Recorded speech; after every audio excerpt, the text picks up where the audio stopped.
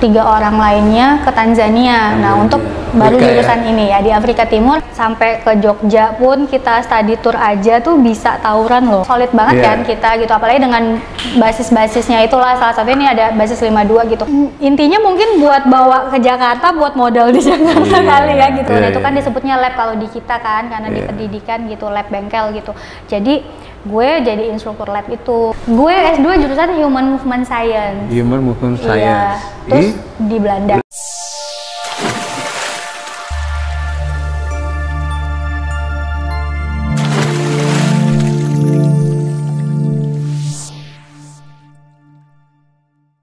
Assalamualaikum. Waalaikumsalam. Salam. Jumpa lagi sama gue Nincek di channel Budut 52 Pulau Gadung. Nah, kali ini gue ditemenin sama Angga. Angga tuh kenalin sendiri nggak? So, gue harus kenalin lu sih. Cek, gue Budut 2002 Cek. Kali ini gue menggantikan Bang Ferry nih, Sementara lagi berhalangan. Betul.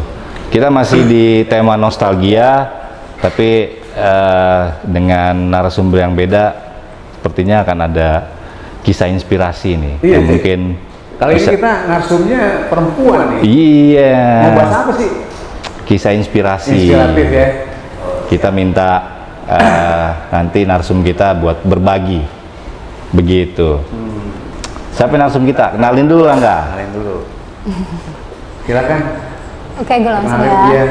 Oke, halo semua, gue Uci, gue Budut satu angkatan sama Angga 2002. Salam kenal buat teman-teman semua penonton Budut 52 ya. Teman-teman channel Ya. CS gue. Uci angkatan 2002. Ya. Masih beda-beda tipis lah sama gue ya kan. Ya. Gimana Ci? Kegiatan sehariannya sekarang gimana? Gue sehari-hari sekarang gue dosen di jurusan ortotik prostetik di Poltekkes Jakarta 1. Dosen. Dosen nggak? Dosen. Ortotik. Ortotik. Iya betul, ortotik. Ortotik. Mungkin teman-teman biar tahu juga. Ortotik itu apa ya? Kayak semacam alat bantu kalau misalnya ada masalah tulang gitu ya, kelainan tulang. Nah itu biasanya butuh alat bantu namanya ortosis gitu. Tapi ilmunya itu ortotik tadi gitu. Dan ada lagi prostetik, itu semacam tangan palsu atau kaki palsu, dimana untuk kasus amputasi gitu. Kayak ini ya, kayak inget apa? Kalau film-film dulu The $6 Million Man tuh ya. Nah, ya itu mirip itu. Mirip-mirip kayak gitu ya. Mirip-mirip itu, cuman kalau itu kan pakai apa ya? Komputer, sensor gitu ya. Kalau ini masih yang manual. Pakai alat apa dia? Salurannya, sensornya sensor apa yang dipakai?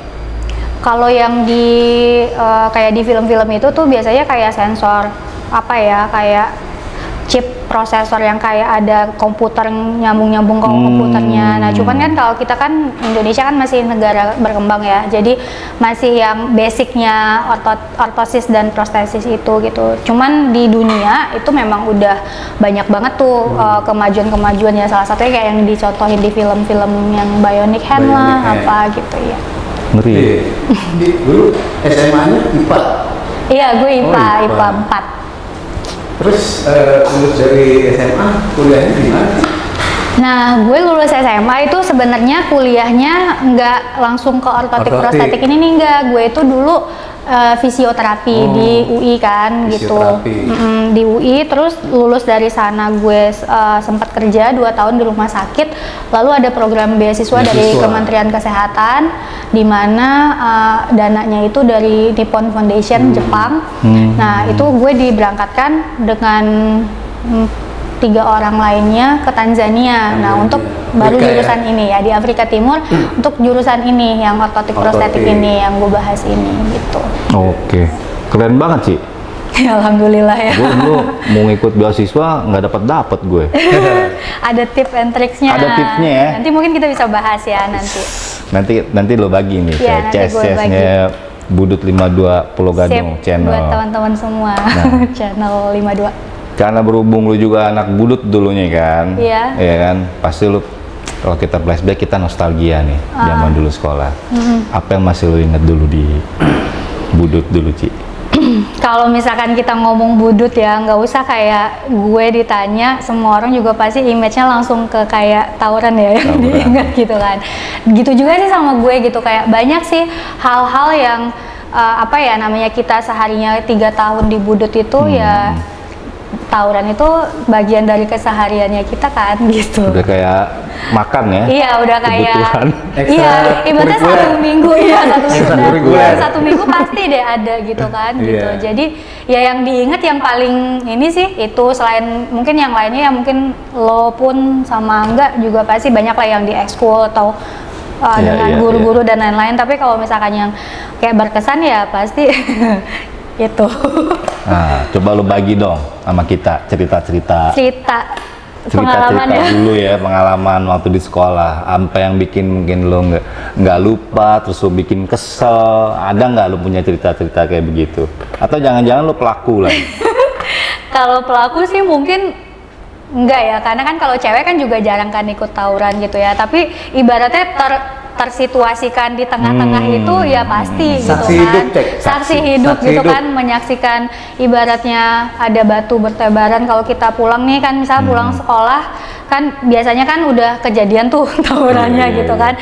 Nah terus kita yang kayak mau pulang jadi kayak harus nunggu dulu karena misalnya emang kendaraan gak ada yang bisa lewat karena kan sempat ricu misalnya kan tadi kan, jadi kan kayak gitu. Itu yang berkesan banget sih, yang kayak sampai ke Jogja pun kita study tour aja tuh bisa tawuran loh, nggak hanya di budut ya gitu. Jadi sampai kita ke Jogja aja. Ke Jogja. Iya, gua waktu itu kita semua satu angkatan study tour gitu ya, kayak sama guru dan itu ada guru loh padahal gitu kan, dan itu bisa tawuran. Itu sih yang paling gue kayak inget banget ya sampai sekarang gitu, karena ibaratnya di rumah orang aja gitu bisa tawuran. Ini di Jogja ya. Kalau di depan sekolahan gitu atau masih radius berapa kilo dari sekolahan kan biasa kayaknya. Iya gitu kan, itu udah ya udah nggak usah diomongin lagi lah ya kalau kayak gitu. Ya. Tapi ini bisa kejadian di Jogja. Iya. Kan? Momen apa itu?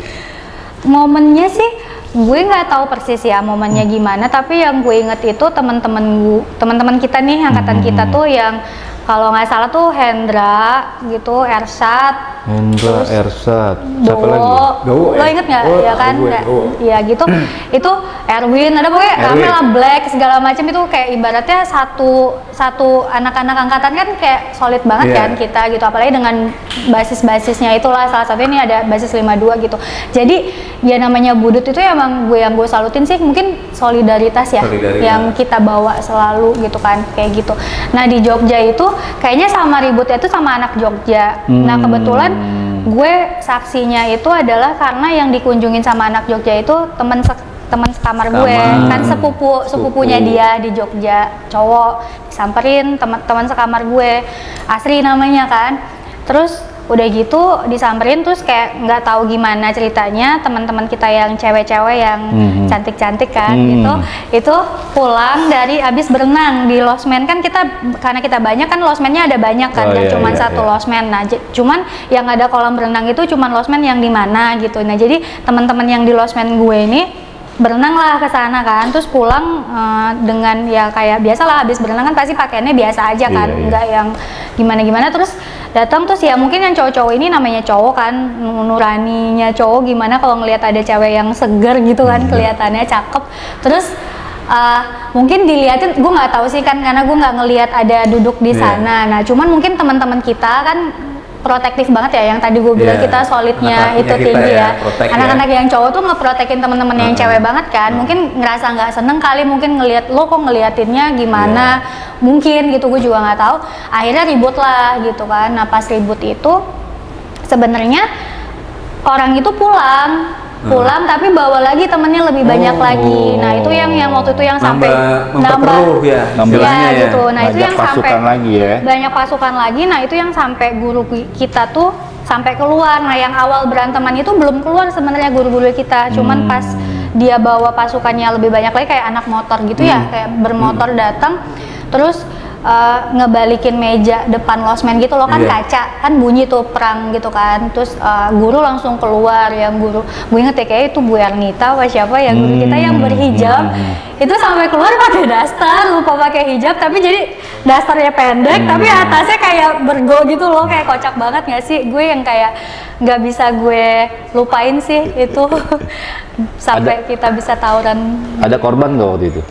Enggak sih, alhamdulillah sih enggak ada. Cuman sempet ya teman-temannya kita kan yang namanya ya darah muda udah ya. Biasa tawuran di Jakarta, di sana ditantang bawa-bawa senjata tajam kan, kita kan itu udah kayak hari keberapa gitu. Jadi sempat ke Malioboro terus pada beli kayak samurai kan di Malioboro tuh ada kayak keris apa kan, gitu-gitu ya. Berarti emang dari Jakarta kan kita nggak bisa bawa barang, artinya sajam nggak itu bisa, ya. Iya, jadi beli di sana. Oh, gitu. Kayaknya mereka juga mungkin teman-teman kita kayak gitu terpancing tuh. Ya.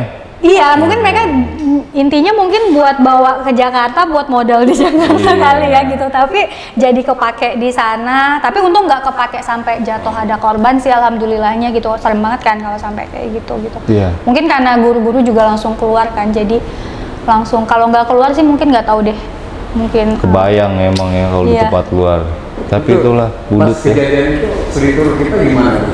Kenapa? Seriturnya? Ya enggak lah, langsung pulang malam ya? Itu juga kayak karena kan harusnya masih 2 hari lagi atau besok gitu, gue lupa ya. Nah cuman saran dari kayak security losmen gitu kan, mereka orang Jogja tuh, terus mereka bilang mungkin malam ini kita bisa handle nih, nggak sampai kayak gini, tapi kan besok kita nggak tahu mereka akan gimana gitu, jadi lebih masa yang lebih besar kan, betul gitu, jadi gitu jadi untuk lebih amannya ya mending pulang malam itu juga, jadi kita packing literally kayak bener-bener langsung disuruh packing sama guru-guru, persiapan pulang langsung, untungnya naik bus kan, jadi kapan aja, nggak yang kalau pesawat kan mungkin harus lebih heboh lagi kan gitu. Waktu itu kan pakai bus jadinya lebih gampang. Lu sapa-sapa dong teman-teman tadi. Siapa? Oh iya, hai Black. Gue sama Black masih ini ya, kalau Black nonton, halo, kayak gue masih WA-an sama Black. Tapi kalau sama Ersat sama Hendra gitu emang mungkin karena nggak pernah sekelas gitu. Kalau Black walaupun nggak pernah sekelas tapi ya Black siapa sih yang nggak kenal Black gitu. Sehat-sehat selalu nih. Sehat semuanya, alhamdulillah. Jangan lupa lu suruh mereka ngapain channel ini. Iya, nonton ayo channelnya. Gue aja sekarang kayak baru tahu ternyata keren banget nih channel vlog 52 ini. Kayak ibaratnya apa ya, maksudnya mikirin sesuatu hal kayak gini tuh bisa kepikiran sama kalian, gue salut banget sih.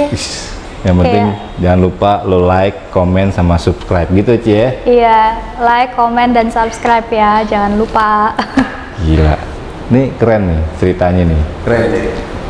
Masa lalu dan masa kini. Kita kulik lagi ya perjalanan Uci sekarang ya, pasca dari dia sekolah kan. Tapi nanti kita santai-santai dulu lah.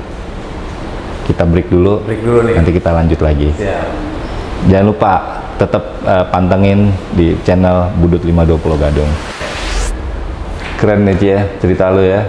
Jadi di Budut sendiri lo punya kenangan yang kayak gitu ya. Iya. Pasca itu gimana Ci? Pasca lo keluar dari Budut? Pasca keluar dari Budut. Lo ngapain aja lagi? Lo kuliah kah? Mungkin lo bisa berbagi sama kita. Oke. Kalau lulus dari Budut ya kayak kebanyakan ya gue kuliah gitu, kuliahnya ambil fisioterapi, terus gue lulus, gue kerja di rumah sakit, terus ada beasiswa untuk S1 yang ortotik prostetik itu gue daftar, terus gue lulus lagi itu ke Tanzania, terus lulus pulang, terus gue kerja di sini di Poltekkes. Oh jadi lo dari UI dulu dari itu UI. D3 doang? D3. Ya, itu D3. Apa tadi bidangnya tadi? Fisioterapi. Minat lo ke situ?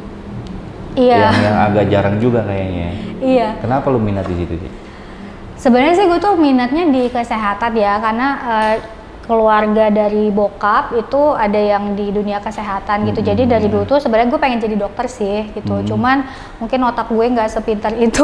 Jadi maksudnya gue cuman dapat di fisioterapi UI karena kan kadang-kadang suka mindsetnya anak-anak SMA ya. Gue harus kuliah di UI nih gitu-gitu kan. Nah gue tuh dulu pengennya kuliah di UI tapi otak gue nggak sepintar itu, terus gue nggak dapet kedokterannya. Cuman ada yang fisioterapi ini dan gue pikir karena ini kesehatan juga dan gue memang sukanya di kesehatan, bukan profesinya kan yang gue suka, tapi lebih ke dunia kesehatannya ya. Karena ya klise sih mungkin membantu orang kayak gitu-gitu, cuman emang yang jadi daya tariknya itu bagi gue gitu kan. Passionnya di situ ya, gitu. Senang membantu orang gitu. Iya gitu, jadi makanya gue ambil tuh fisioterapi itu gitu.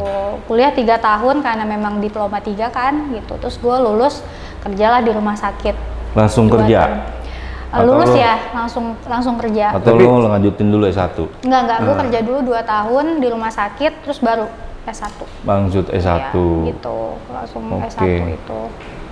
Tapi di rumah sakit itu sebagai tenaga kesehatan ini? Iya, sebagai fisioterapis. Ya di situ. Dan gue entah kenapa di setiap perjalanan hidup gue pasti aja kayak ada anak budutnya, alumni budut ya jatuhnya gitu, kayak apa? Berarti ketemu dong sama anak budut ya? Ketemu, di rumah sakit itu? Di rumah sakit itu dokter di ICU. Oh, dokter dia? Iya, dia dokter di ICU. Nah, gue kan kebetulan pegang ICU kan, pasien yang di ICU. Terus ngobrol-ngobrol terus akhirnya kayak, lah dokter Simon namanya, itu anak budut. Iya, kamu anak budut juga Ci gitu. Iya gitu. Jadinya kayak jadi apa ya? Attachmentnya itu beda gitu loh kalau lo ketemu sama, maksudnya gue dekat ya. Biasanya dekat kan karena memang tiap hari kerja ketemu di ICU. Cuman setelah tahu anak budut tuh beda aja sih rasanya, ngerti nggak sih lo ya? Yang gue senengin budut tuh kayak gitu kali ya, karena Dokter kita memang Simon ya namanya solid banget. Iya, dokter Simon mungkin namanya. Dokter Simonnya disapa dulu sih. Dokter Simon, ya kan? Apa kabar? Siapa tuh nonton ya Simon. Angkatan berapa sih Dokter Simon Ci? Nah, gue nggak tahu deh. Tapi Dokter Simon Namlohi ya kalau nggak salah namanya. Kalau gue nggak salah. Tapi Dokter Simon gitu budut juga, tapi gue nggak tahu angkatan berapa. Udah senior banget lah. Udah ya, senior sih ya. Gue masih belum ngebayangin banget sih kalau dengan bidang lo, keahlian lo saat itu apa sih sebenarnya pekerjaannya kalau di rumah sakit itu? Kalau yang fisioterapi? Fisioterapi itu. Kalau yang fisioterapi sih pada dasarnya kita tuh mengembalikan fungsi ya. Fungsi yang hilang karena suatu kondisi penyakit, misalnya contohnya stroke. Ya, sakit stroke itu kan biasanya bisa kan kita jalani normal. Tapi setelah sakit stroke mungkin lo ngeliat ya tetangga atau keluarga ada yang sakit stroke gitu, pasti berbeda kan cara jalannya, atau mungkin malah nggak bisa jalan pakai gitu alat kan. bantu kadang pakai gitu alat ya. bantu gitu kan. Nah, fisioterapi ini fungsinya untuk mengembalikan fungsi itu, jadi kayak dilatih lagi jalannya, keseimbangannya gitu-gitu. Oh, ke situ jadi, ya? Ya gitu, tapi nggak hanya sebatas kayak kondisi patologi juga sih gitu, tapi juga kepada atlet nih. Kalau di bola, lo tau kan yang pemain bola kalau misalkan lagi tanding cedera tuh di lapangan jatuh, terus kan ada tuh yang tim medik yang kesana, itu biasanya fisioterapi sih yang dipakai untuk kayak ngembaliin ototnya. Misalkan biasanya ototnya kram ya karena dia lari terus jadi gitu. Agak dimasat sedikit. Iya, langsung gitu dimasat ya, itu gitu biasanya fisioterapis tuh fisioterapis itu ya. Kalau kayak sakit pinggang itu masuk gak Ci? Masuk ya? Semua kayak ibaratnya masalah kalau dalam istilah kedokterannya ya muskuloskeletal gitu, otot, tulang, dan itu tuh sakit pinggang ginjal kali cek? Enggak, banyakan duduk. Banyakan duduk. Banyakan duduk, nggak ada yang dikerjain soalnya. Iya, tapi benar sih sakit pinggang itu karena kebanyakan duduk salah satu faktornya. Jadi kalau lo sakit pinggang lo harus cari fisioterapi nih. Betul Ci ya, begitu ya? Iya. Nah, bagilah sedikit gimana misalkan ada orang-orang yang sakit pinggang itu kan sederhana, banyak dialami sama orang ya. Lu bagilah ke CS kita nih di channel 520 Gadung nih. Iya. Oke, kalau gue bisa bagi ya ke teman-teman semua yang nonton gitu, sakit pinggang itu umum ya. Semua orang dari kecil sampai gede juga pasti ada sakit pinggang. Sebenarnya yang paling gampang sih renang sih. Berenang itu udah kayak untuk bantu kan ototnya itu ibaratnya ada satu yang emang kerja terus gitu ya. Nah, dengan berenang itu kan ke stretch tuh kayak ketarik lagi ototnya gitu. Itu berenang. Atau ada tuh kayak gerakan-gerakan senam yang untuk menguatkan otot pinggang gitu. Nah mungkin nanti banyak lah di YouTube, tinggal search aja gitu back exercise gitu ya, itu pasti bisa. Atau juga dengan ilmu gue yang ortotik prostetik ini ada yang pakai korset namanya gitu. Itu ya, ada alat bantunya juga ada ya. alat bantunya. Kalau pada malas-malas olahraga bikin pakai gerakan itu. apa pakai itu aja ya. Karena itu jatuhnya Menyangga menstabilisasi ya, menyangga. Men-support. Ya, jadi Men-support dia organ tubuhnya men-support dia. kan gitu. Jadi ibaratnya pinggangnya jadi nggak kerja kan ototnya. Jadi didukung oleh si alatnya ini gitu. Jadi jatuhnya sakit pinggangnya diharapkan berkurang. Berkurang, betul. Oke, coba lanjut lagi kita ke jenjang pendidikan S1 lo. Iya. Lu tadi bilang kalau nggak salah S1 lo di Tanzania ya? Iya. Tanzania tuh di mana? Belah mana Afrika? Di Afrika dia? Afrika. Sampai di Bogor? Iya. Afrika lah. Di Afrika ya? Iya, Afrika Timur. Itu lu pakai jalur apa? Lu biaya sendiri atau lu dapat beasiswa? Pakai jalur 52. Pulau jalur Gadung ini dan ya, Cempaka kalau Putih kayak ya, gitu. Cempaka Putih. Iya, gue pakai jalur beasiswa benar. Enggak, maksudnya dari fisioterapi itu ke ortotik itu Pak emang jalurnya ke sana atau Enggak. peminatan gitu Enggak, kan? enggak, itu enggak sama sekali, itu kayak Nggak sama udah sekali, nggak selesai ada sih. hubungannya Nggak ada ya dari hubungannya. kelanjutannya dari fisioterapi itu ya nggak sih. ada ya. Iya, itu pilihan aja kan. Artinya emang Uci memilih Iya, gue ortotik memilih. atau Iya. karena ada kesempatan beasiswa mungkin gitu kali. Iya, itu Iya. karena ada kesempatan beasiswa, terus karena rumpunnya kan rehabilitasi kan. Tadi kan kayak fisioterapi gue jelasin kan itu rehabilitasi medis gitu. Sama ya jadi. Iya, satu sama-sama rumpun gitu. rehabilitasi ya. Jadi gue ambil karena ada beasiswanya dari Kemenkes yang memang didanai oleh Jepang ini, yayasan dari Jepang namanya Nippon Foundation. Jadi gue coba apply gitu dan alhamdulillah keterima gitu kan. Jadi dari situlah gue berangkat ke Tanzania selama 4 tahun. 4 tahun? Untuk S1 aja? Untuk S1. Dapat informasinya itu dari mana sih? Koran Kompas. Oh, koran Kompas. Bukan Iya. dari kampus Polteknya yang di UI itu enggak? Enggak, bukan Oh, di dari Kompas ya? kampusnya. Karena kan gue udah lulus lumayan lama ya, ada 2 tahun kan dari 2 gue tahun setelah lulus lulus D3 gitu. itu ya? Iya, cuman kan dulu belum ada kayak digital sekarang ya, nggak secanggih sekarang kan digital. Jadi dulu kan masih Kompas, koran Kompas. kayak iklan-iklan apa gitu. Dan jadi waktu itu lihat di koran Kompas Masih ada media itu, cetak. masih media cetak. Jadi memang Kalau Angga menemukan bacanya pos sendiri kota ya, dia. pos kota. Nah ini dia. Nah ini dia ya, Cek. Iya, gitu. Jadi Iya. dapat dari Kompas itu, terus ya udah gue coba apply, gue coba lamar beasiswanya. Lu berkompetisi dengan berapa banyak orang saat itu? Nah ini nih, karena kan gue mungkin yang tadi gue bilang gue mau bagi-bagi tips beasiswa itu ya gitu. Beasiswa yang S1 ini nggak pada umumnya gitu, karena memang diadakan oleh Kemenkes. Nah Kemenkes nggak pernah tuh bikin beasiswa yang emang tiap tahun beda ya sama LPDP kan. Pernah dengar kan ya kalian mungkin ya kayak LPDP atau beasiswa dari Amerika Fulbright gitu, atau Australia Awards dari Australia gitu. Itu kan memang sifatnya tahunan. Iya. Nah kalau ini tuh memang by project karena memang ada kerjasama antara Kemenkes dengan foundation ini, Nippon Foundation ini gitu. Jadi memang saat itu aja gitu, bukan kayak sampai sekarang nih misalnya kalau teman-teman mau lihat coba cari tahu di Kemenkes itu udah nggak ada gitu, karena memang project by project. Bisa jadi ada tapi dengan nama lain. Enggak juga. Enggak juga Karena sekarang kan jatuhnya karena udah ada lembaga beasiswa yang banyak ini, biasanya lembaga beasiswa ini langsung ke kementerian itu kan untuk kerjasama. Jadi ya tetap aja sistem pendaftarannya sama kayak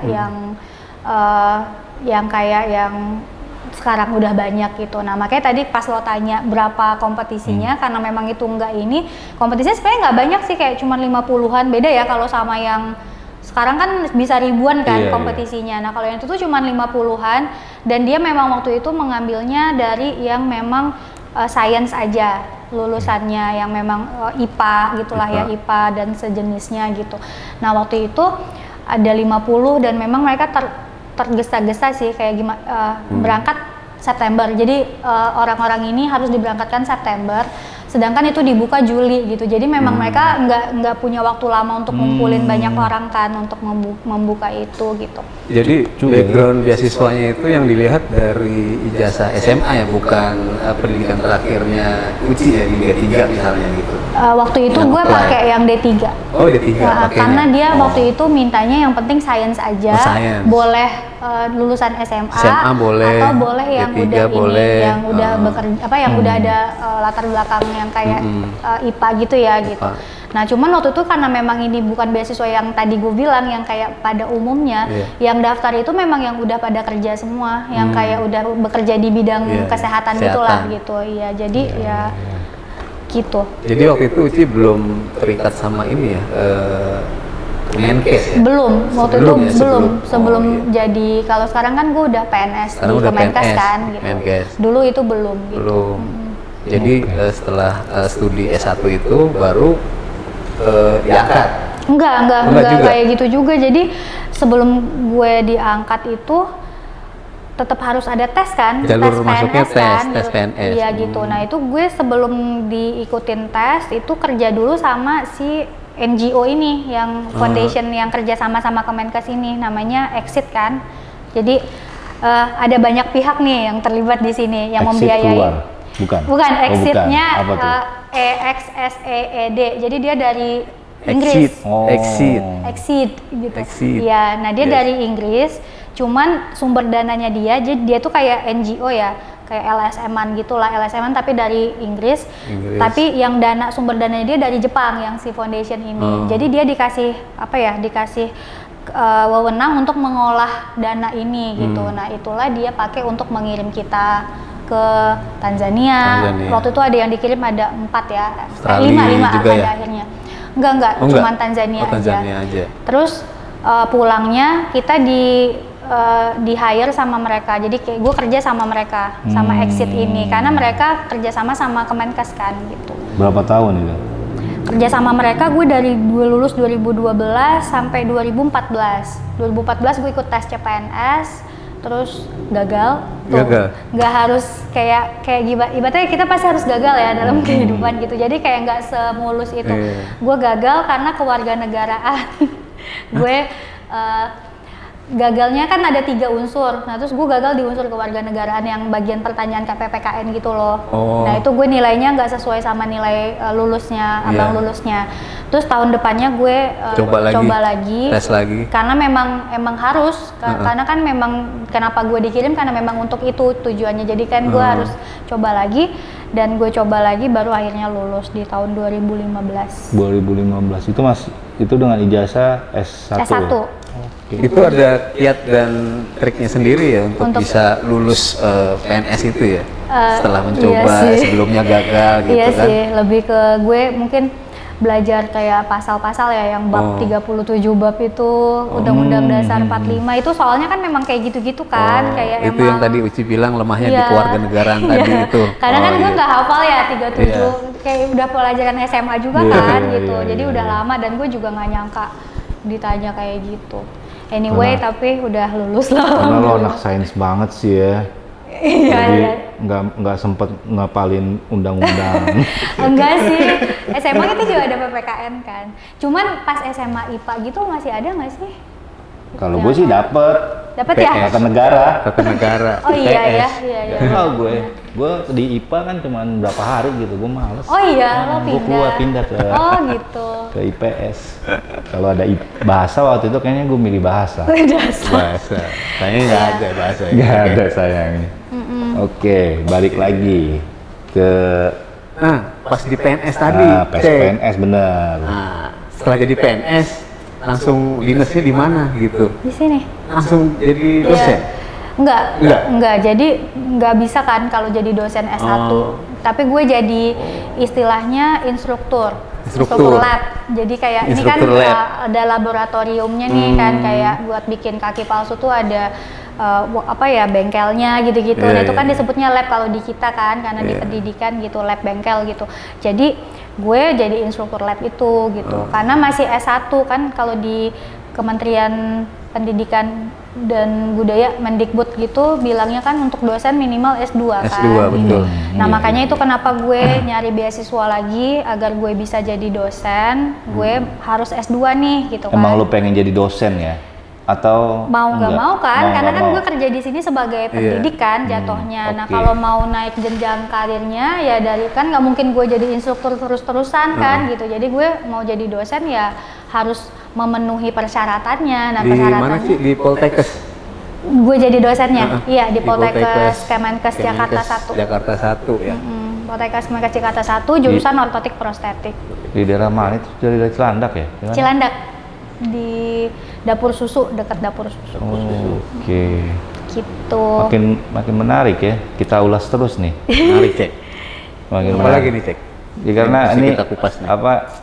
inspirasi banget buat teman-teman tes yang mungkin masih sekolah ya, bahwa perjalanan hidup tuh nggak selalunya mulus ya. Iya. Dan kalau gue dapat dari Uci nih, emang lu juga harus punya niatan ya untuk maju dan berkembang juga. Iya betul. Nah ini belum selesai.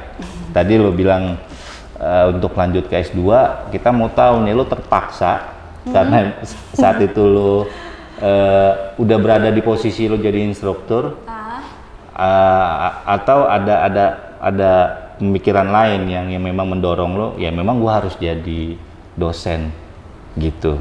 Coba lu bisa cerita ke kita nih. Iya sebenarnya sih kalau kepaksa enggak ya, karena kan kita kan memang selalu pengen ada perkembangan ya, atau ada sesuatu yang jadi lebih baik di kehidupan kita gitu kan. Nah kayak sekarang nih gue S1 gitu, terus gimana nih biar jadi lebih baik lagi gitu kan, ilmunya diupdate gitu kan, ilmunya ditambah lagi, karena kan ilmu itu berdinamika ya, nggak statik kan gitu. Ilmu itu kan dia dinamis gitu. Jadi ya kalau Tapi kita dia nggak ada yang baru kan? lebih luas aja jatuhnya. Maksudnya kalau baru sih mungkin nggak semuanya baru, karena kan yang dibahas di S2 mungkin ada hal-hal yang emang gue udah belajar di S1 juga kan, tentang misalnya ortotik atau prostetik kayak gitu.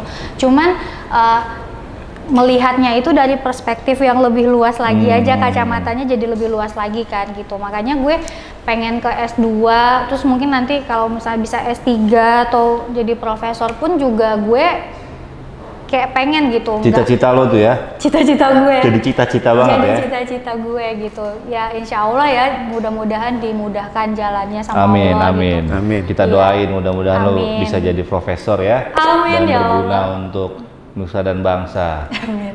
Ya untuk alma mater Budut juga kan.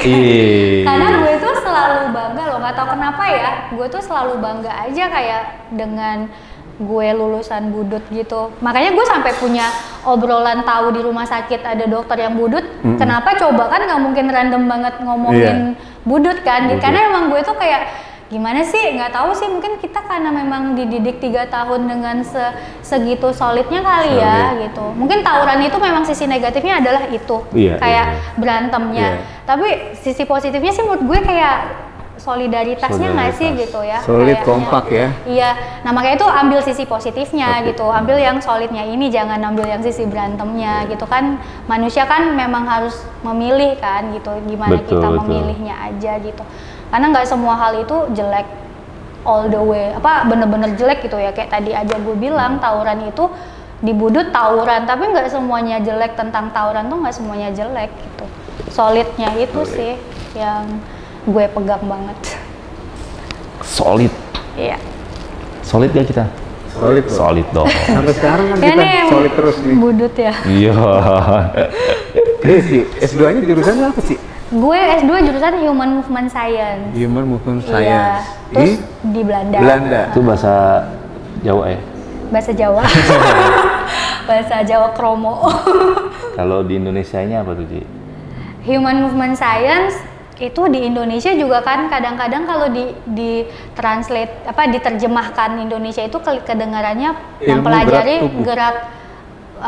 mempelajari gerak manusia gitu kan, gitu gerak manusia. Tapi ya nggak gerak. Kadang-kadang orang berpikir gerak manusia itu apa perpindahan imigrasi gitu kan, ada kan yang kadang mikir kayak gitu, tapi di sini lebih ke gerak tubuh manusia kayak kinesiologi gitu loh. Kan ada kan pokoknya semua berkaitan dengan tubuh ya. Iya, gerak tubuh ini, gitu, ini jalan. gerak nih. Nah, iya. Ini kayak begini. Nah, itu kan gerak tubuh. Nah, itu ada yang mempelajari ilmunya itu namanya human movement science ini gitu. Gitu. Jadi harusnya lu dulu tuh kalau misalkan zaman-zaman ke belakang ya, misalkan lu udah jadi instruktur, lu bisa ngajarin anak budut gimana cara melempar batu yang baik ya kayaknya. Betul. Gimana caranya stamina-nya buat lari kenceng gitu kan. Betul. Nggak ada capeknya gitu ya. Itu ada triknya di ilmu gue, kayak gimana kita kayak orang lari maraton Usain Bolt, tau kan? Itu dia itu kan kalau lihat deh, kalau dia lari kan dia sebelum garis finish itu dia kecepatan dia lari kan konstan ya, nggak yang kayak orang sprinter kan. Orang sprinter kan emang kayak sekencang-kencangnya.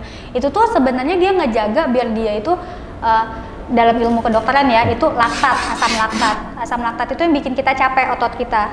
Nah, dia tuh ngejaga biar asam laktatnya dia itu nggak sampai ke batas yang bikin dia jadi capek. Jadi dia berusaha gitu ya, ngestabilin di situ terus gitu. Nah, ketika udah mau deket garis finish, geber deh gitu. Jadi dia pas mau garis finish, pasti orang-orang yang pelari maraton itu pas deket garis finish kan dia pasti kecepatannya langsung kayak orang sprinter kan gitu. Karena dia itu gitu, dia jaga dulu biar nggak capek kan. 42 kilo ya kalau full maraton ya kan. Kalau half 21. Nah, gimana bisa lari 21 atau 42 tanpa capek kan. Nah, itu ada triknya. Nah, itu yang mempelajari ilmu S2 gue ini. Kalau kita tahu azan triknya, kayaknya mau break dulu nggak? Iya, kita azan dulu nih. Di sini azan dulu. Kita break dulu deh kawan-kawan. Jadi mental gue tuh kayak jadi udah kayak kebangun jadi yang nggak gampang cengeng gitu loh gitu. Tapi gue mewakili provinsi gue di Tanzania itu yang dimana gue tinggal kan. Tahu tetangga atau mungkin temen atau mungkin keluarga kerabat sekitarnya yang butuh nih tangan palsu ya ini untuk alat bantu tangan ini akan dibagi secara gratis ya